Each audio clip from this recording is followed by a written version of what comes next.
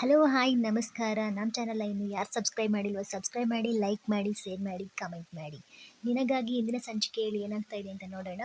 ಜೀವ ಅವರು ಮತ್ತು ರಚನಾ ಅವರ ಅಪ್ಪ ನಿಂತ್ಕೊಂಡಿರ್ತಾರೆ. ಜೀವ ಅವರು, ಏನು ನೀವೇನು ನನಗೆ ಈ ಥರ ಕೆಲಸಕ್ಕೆ ಇಟ್ಕೊಂಡಿದ್ರಲ್ಲ, ಏನಂತ ಏನು ಹೇಳ್ತಾನೆ ಇಲ್ಲ, ನೀವೇನು ಹೇಳಲೇ ಇಲ್ಲ ಅಂದರೆ ನಾನು ಹೋಗ್ತೀನಿ ನೋಡಿ, ನನಗೆ ಇದು ಕೆಲಸ ಬೇಡ ನನಗೆ ಅಂತ ಹೇಳ್ತಾ ಇರ್ತಾರೆ. ಬಟ್ ನೀನೇನಕ್ಕೆ ಈ ಕೆಲಸ ಮಾಡ್ತಾ ಇದೀಯಾ ಅಂತ ಇವ್ರು ರಚನಾ ಅವರ ಅಪ್ಪ ಕೇಳ್ತಾರೆ.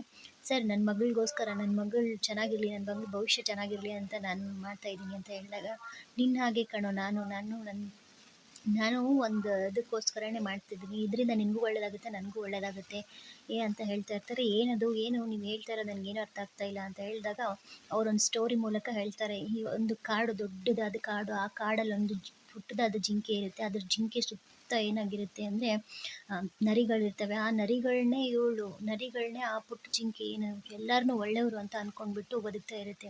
ಬಟ್ ಆ ನರಿಗಳೇ ಏನು ಮಾಡ್ತಾ ಇರುತ್ತೆ, ಅದನ್ನು ತಿಂತವೆ ಅನ್ನೋದೊಂದು ತೋಳ ಅಂತ ಹೇಳುತ್ತೆ. ತೋಳ ಅದನ್ನೆಲ್ಲ ತಿಂತವೆ ಅಂತ ಅದಕ್ಕೆ ಗೊತ್ತಿಲ್ಲ. ಸೊ ಅದನ್ನು ನಾನು ಕಾಪಾಡಬೇಕು, ಆ ಜಿಂಕೆನ ನಾನು ಕಾಪಾಡಬೇಕು, ಅದಕ್ಕೋಸ್ಕರ ನಿನ್ನ ಸಹಾಯ ಕೇಳ್ತಾ ಇದ್ದೀನಿ, ಪ್ಲೀಸ್ ಸಹಾಯ ಮಾಡು ಅಂತ ಹೇಳ್ಬಿಟ್ಟು ಕೈ ಹಿಡ್ಕೊಂಡು ಹೇಳ್ತಾರೆ.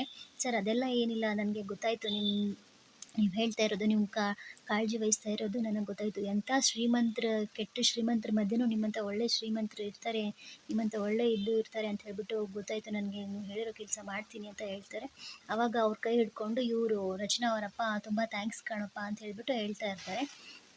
ತುಂಬ ಥ್ಯಾಂಕ್ಸು, ತುಂಬ ಧನ್ಯವಾದ ನಿನಗೆ ಅಂತ ಹೇಳ್ತಾ ಇರ್ತಾರೆ. ಆ ಕಡೆ ಇದು ಮಾಡ್ತಾರೆ, ಮತ್ತೆ ಇದು ಮಾಡ್ತಾ ಇರ್ತಾರೆ, ನನಗೆ ನಿನ್ನ ಮಗಳು ಹೇಗೆ ನಿನ್ನ ಮುಖ್ಯನೋ, ನನಗೂ ಹಾಗೆ ನನ್ನ ಮಗಳು ತುಂಬ ಮುಖ್ಯ ಕಣೋ, ಅದನ್ನು ನಾನು ಏನು ಮಾಡೋಂಗೂ ಇಲ್ಲ, ನನಗೇನು ಮಾಡೋಕ್ಕಾಗ್ತಾನೂ ಇಲ್ಲ. ಸೊ ನಿನ್ನ ಮೂಲಕ ನಾನು ಅದನ್ನು ರಕ್ಷಣೆ ಮಾಡ್ತಾ ಇದ್ದೀನಿ, ಆ ಜಿಂಕೆನ ನಾನು ನಿನ್ನ ಮೂಲಕ ರಕ್ಷಣೆ ಮಾಡ್ತೀನಿ, ಪ್ಲೀಸ್ ದಯವಿಟ್ಟು ಈ ಕೆಲಸ ಮಾಡು, ಬಿಟ್ಟು ಹೋಗ್ಬೇಡ ಅಂತ ಕೈ ಮುಗಿದು ಹೇಳ್ತಾ ಇರ್ತಾರೆ.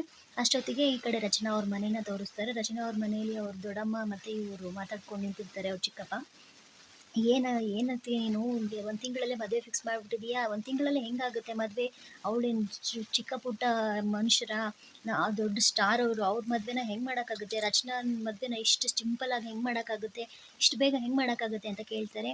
ಸಿಂಪಲ್, ಇಷ್ಟು ಗ್ರ್ಯಾಂಡಾಗಿ ಮಾಡೋದು ಯಾರು ಹೇಳಿದ್ರು ನನಗೆ ಗ್ರ್ಯಾಂಡಾಗಿ ಮಾಡ್ತಾರೆ ಅಂತ, ತುಂಬ ಸಿಂಪಲ್ಲಾಗಿ ಆಗುತ್ತೆ ಅವಳ ಮದುವೆ. ಅವಳಿಗೆ ಗೊತ್ತಾಗಬಾರ್ದು, ನೆಕ್ಸ್ಟ್ ಡೇ ಮದುವೆ ಇರುತ್ತೆ ಅಂದರೆ, ಇವತ್ತು ನಾನು ಹೇಳ್ತೀನಿ ಅವಳಿಗೆ ಮದುವೆ, ನಾಳೆ ನಿನ್ನ ಮದುವೆ ರೆಡಿಯಾಗು ಅಂತ ಹೇಳ್ತೀನಿ. ಈ ವಿಷಯ ನಿನ್ನ ಮಧ್ಯೆ ಮತ್ತು ನನ್ನ ಮಧ್ಯೆ ಇಷ್ಟೇ ಇರಬೇಕು, ಮುಖ್ಯವಾಗಿ ಮೊದಲು ನಿನ್ನ ಹೆಂಡತಿಗೆ ಗೊತ್ತಾಗಬಾರ್ದು, ಆರ್ತಿಗೆ ಗೊತ್ತಾಗಬಾರ್ದು ಅಂತ ಹೇಳ್ತಾ ಇರ್ತಾರೆ ಅವರು. ಹೇಳಿದಾಗ ಇವ್ರು ಫುಲ್ ಶಾಕ್ ಆಗಿಬಿಟ್ಟು ನೋಡ್ತಾ ಇರ್ತಾರೆ. ಅವ್ರ ಚಿಕ್ಕಪ್ಪ ನೋಡ್ತಾ ಇರಬೇಕಾದ್ರೆ, ಸರಿ ಆಯಿತು ಅದಕ್ಕೆ ಅಂತ ಹೇಳ್ಬಿಟ್ಟು ಹೇಳ್ತಾರೆ. ಆದರೂ ಅದಕ್ಕೆ ಇಷ್ಟು ಬೇಗ ಹೆಂಗಾಗುತ್ತೆ ಮದುವೆ ಅಂತ ಹೇಳಿದಾಗೆ, ನಾನು ಮಾಡ್ತೀನಿ, ನೀನು ನೋಡ್ತಾ ಇರು, ಇಷ್ಟು ನಮ್ಮ ಹಿಂದೆನೇ ಕೆಲವೊಬ್ರು ಸಂಚು ಮಾಡ್ತಾ ಇರ್ತಾರೆ, ಮದುವೆ ನಿಲ್ಲಿಸಬೇಕು ಅಂತ ಹೇಳ್ಬಿಟ್ಟು ನನ್ನಿಂದ ಮತ್ತು ರಚನಾನ ದೂರ ಮಾಡಬೇಕು ಅಂತ ನೋಡ್ತಾ ಇರ್ತಾರೆ ಅಂತ ಹೇಳ್ತಾ ಇರ್ತಾರೆ. ಅಲ್ಲಿ ಈ ಚಿಕ್ಕ ಮಕ್ಕಳನ್ನ ತೋರಿಸ್ತಾರೆ. ಚುಕ್ಕಿ ಮತ್ತು ಇವರು ಇರ್ತಾರಲ್ವಾ, ಕೃಷ್ಣ ಮತ್ತು ಇವರು ಕೃಷ್ಣನ ಅವ್ರ ಫ್ರೆಂಡ್ಸ್ನ ತೋರಿಸಿದಾಗ ಅದರಲ್ಲಿ ಗುಂಡನೂ ಬಂದಿರ್ತಾನೆ. ಗುಂಡ ಬಂದ್ಬಿಟ್ಟು, ಕೃಷ್ಣ ಏನು ಮಾಡ್ತಾ ಇದೆಯಾ ಅಂತ ಹೇಳ್ಬಿಟ್ಟು ಮಾತಾಡಿಕೊಂಡು ನಿಂತಿರ್ತಾರೆ. ಕೃಷ್ಣ, ನಿನಗೋಸ್ಕರ ನಾನು ಅಮ್ಮ ಶಾವಿಗೆ ಮತ್ತು ರಸಾಯನ ಕೊಟ್ಟು ಕಳಿಸಿದ್ರೆ ತಗೋ ಅಂತ ಹೇಳ್ತಾರೆ. ಹೋ, ನೀನು ಬಂದೆ ಅಲ್ಲ ಗುಂಡಣ್ಣ, ತುಂಬ ಥ್ಯಾಂಕ್ಸು, ಯಾವಾಗ ಬಂದೆ ನೀನು ಅಂತ ಹೇಳಿದಾಗ, ನೀನು ಹುಡುಗರ ಮಧ್ಯೆ ಸಿಗಾಕೊಂಡಿದ್ದಿಲ್ಲ, ಆವಾಗೆ ಬಂದೆ, ಅವ್ರ ಮಧ್ಯದಿಂದ ತಪ್ಪಿಸ್ದೆ ನಾನು ಅಂತ ಹೇಳ್ಬಿಟ್ಟು ಖುಷಿ ಪಡ್ತಾ ಇರ್ತಾರೆ. ಅದೇ ಟೆಕ್ನಿಕ್ನ ಫಾಲೋ ಮಾಡು ನೀನು, ನಾನು ಹೆಂಗೆ ಟೆಕ್ನಿಕ್ ಫಾಲೋ ಮಾಡಿದ್ದಲ್ಲ ಅದೇ ಥರ ಮಾಡಿಬಿಟ್ಟು ಅವ್ರ ಪ್ರಶ್ನೆಗೆ ಅವ್ರ ರೀತಿಯಲ್ಲಿ ಅವ್ರಿಗೇನೆ ವಾಪಸ್ ಇದು ಮಾಡಬೇಕು ಅಂತ ಹೇಳ್ತಾ ಇರ್ತಾರೆ. ಕೃಷ್ಣ, ಹೌದಲ್ವಾ, ಓಕೆ, ಅಲ್ಲ ಗುಂಡಣ್ಣ, ನೀನು ಹಂಗೆ ಮಾಡಿರೋದು ತಪ್ಪಲ್ವಾ, ಸುಳ್ಳು ಹೇಳ್ಬಾರ್ದಲ್ವಾ ಅಂತ ಹೇಳ್ತಾ ಇರ್ತಾರೆ. ನಮ್ಮನ್ನು ನಾವು ರಕ್ಷಣೆ ಮಾಡ್ಕೋಬೇಕಂದ್ರೆ ಸುಳ್ಳು ಹೇಳಿದ್ರು ತಪ್ಪಿಲ್ಲ ಕಣಮ್ಮ ಅಂತ ಹೇಳ್ಬಿಟ್ಟು ಇವರು ಗುಂಡ ಹೇಳ್ತಾ ಇರ್ತಾನೆ ಇವ್ನಿಗೆ. ಅಷ್ಟರಲ್ಲಿ ಏನಾಗುತ್ತೆ ಅಂದರೆ, ಈ ಕಡೆ ಇವರು ದೊಡ್ಡಪ್ಪ ಇರ್ತಾರಲ್ವ, ರಚನಾ ದೊಡ್ಡಪ್ಪ, ಆಮೇಲೆ ಡಿಂಪಿ ಮತ್ತು ಇವಳು ಇರ್ತಾರೆ, ಅವ್ರ ತಂಗಿ ಇರ್ತಾರೆ. ಅವರೆಲ್ಲ ಏನು ಮಾಡ್ತಾರೆ, ಏನು ದೊಡ್ಡಪ್ಪ ನೀನು ಜೀವನ ಕೆಲ್ಸಕ್ಕೆ ಇಟ್ಕೊಂಡಿರೋದು ದೊಡ್ಡಮ್ಮ ಅಲ್ವಾ ನೀವು ಅಂತ ಹೇಳ್ಬಿಟ್ಟು ಕೇಳ್ತಾ ಇರ್ತಾರೆ. ಹೌದು ಅಂತ ಹೇಳ್ಬಿಟ್ಟು ಹೇಳಿದಾಗ, ಏನು ಸರ್ ನೀವು ಹಿಂಗೆಲ್ಲ ಮಾಡಿಬಿಟ್ರಿ, ನಮಗೆ ವಜ್ರೇಶ್ವರಿ ಮೇಡಮ್ಗೆ ಗೊತ್ತಾದರೆ ನಮ್ಮನ್ನು ತವೆಯಲ್ಲಿ ಫ್ರೈನೇ ಮಾಡಿಬಿಡ್ತಾರೆ ಅಂತ ಹೇಳ್ತಾ ಇರ್ತಾರೆ. ಅದು ಬಿಡಿ, ದೊಡ್ಡಮ್ಮಂಗೆ ಗೊತ್ತಾಗದೇ ಇದ್ರೂ ಪರವಾಗಿಲ್ಲ, ಈ ಟೈಗರ್ಗೆ ಗೊತ್ತಾದರೆ ಅವ್ನು ಬಿಡೋದೇ ಇಲ್ಲ ಅಂತ ಹೇಳಿದಾಗ, ನಾನು ನಿನ್ನ ದೊಡ್ಡಪ್ಪ ಅಲ್ವಾ, ನೀವು ಒಳ್ಳೇದಕ್ಕೆ ಮಾಡಿರ್ತೀನಿ ಅಂತ ನಿನಗೆ ಗೊತ್ತಲ್ವಾ, ಸೊ ಅದಕ್ಕೆ ನೀನು ರಚನಾಂಗೆ ಹೇಳ್ಬಿಟ್ಟು ಅದನ್ನು ತಡಿಬೇಕು ಅಂತ ಹೇಳ್ತಾ ಇರ್ತಾರೆ.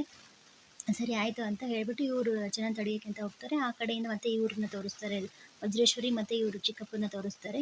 ಅವ್ರು ಮಾತಾಡ್ಕೊಂಡು ನಿಂತಿರ್ತಾರೆ. ಏನು ಮಾಡೋದು, ಮತ್ತು ಈ ಕಡೆ ಮಾತಾಡ್ಕೊಂಡು ನಿಂತಾಗ, ಏನು ಇಷ್ಟು ಬಿಲ್ ಆಗಿದೆ, ಊಟದ ಬಿಲ್ಲು, ರಚನಾನ ಊಟದ ಬಿಲ್ ಇಷ್ಟ ಆಗಿದೆಯಲ್ಲ, 5,000 ಅಂತ ತೋರಿಸ್ತಾ ಇದೆ ಅಂತ ಹೇಳಿದಾಗ, ಇಲ್ಲ ಅದಕ್ಕೆ ಅದು ಅವಳ್ದಲ್ಲ ಬಿಲ್ಲು, ಅವಳು ಪ್ರತಿ ಸತಿನೂ ಬೇರೆ ಇವ್ರು ಕೊಡ್ತಿರ್ತಾರಲ್ಲ ಅದ್ರ ಬಿಲ್ಲು, ಓ ಕ್ರೆಡಿಟ್ ಮಾತ್ರ ನಮಗೆ ದುಡ್ಡು ಖರ್ಚಾಗೋದು ಪ್ರೊಡ್ಯೂಸರ್ದ ಅಂತ ಹೇಳ್ಬಿಟ್ಟು ಹೇಳ್ತಾ ಇರ್ತಾರೆ. ಹಂಗೆ ನಗ್ತಾ ಇರ್ತಾರೆ. ಅಷ್ಟೊತ್ತಿಗೆ ರಚನಾ ಫೋನ್ ಮಾಡ್ತಾಳೆ ಅವ್ರ ದೊಡ್ಡಮ್ಮನಿಗೆ. ಫೋನ್ ಮಾಡಿದಾಗ ನೋಡು ಇಲ್ಲಿ ಫೋನ್ ಮಾಡ್ತಾ ಇದ್ದಾಳೆ ನೋಡು, ಅವಳಿಗೆ ನನ್ನನ್ನು ಬಿಟ್ಟರೆ ಯಾರೂ ಇಲ್ಲ ಅಂತ ಇವ್ರು ವಜ್ರೇಶ್ವರಿ ಹೇಳ್ತಾ ಇರ್ತಾರೆ. ಅಷ್ಟೊತ್ತಿಗೆ ಇವಳು ಅವ್ಳ ತಂಗಿ ಬಂದ್ಬಿಟ್ಟು ರಚನಾನ ಫೋನ್ನ ಕಿತ್ಕೊಂಡ್ಬಿಡ್ತಾಳೆ ಹಲೋ ಅನ್ನೋಷ್ಟರಲ್ಲಿ. ಆಮೇಲೆ ಮತ್ತೆ ಫೋನ್ ಮಾಡ್ತಾರೆ ಇವರು ವಜ್ರೇಶ್ವರಿ ಅವರು ಅವಳಿಗೆ. ಮತ್ತೆ ಫೋನ್ ಮಾಡಿದಾಗ ಸ್ವಿಚ್ ಆಫ್ ಇರುತ್ತೆ. ಏನಿದು ಫೋನ್ ಸ್ವಿಚ್ ಆಫ್ ಇದೆಯಾ ಆಗ್ತಾ ಇದೆಯಲ್ಲ ಅಂತ ಹೇಳ್ತಾರೆ. ಇಲ್ಲಿಗೆ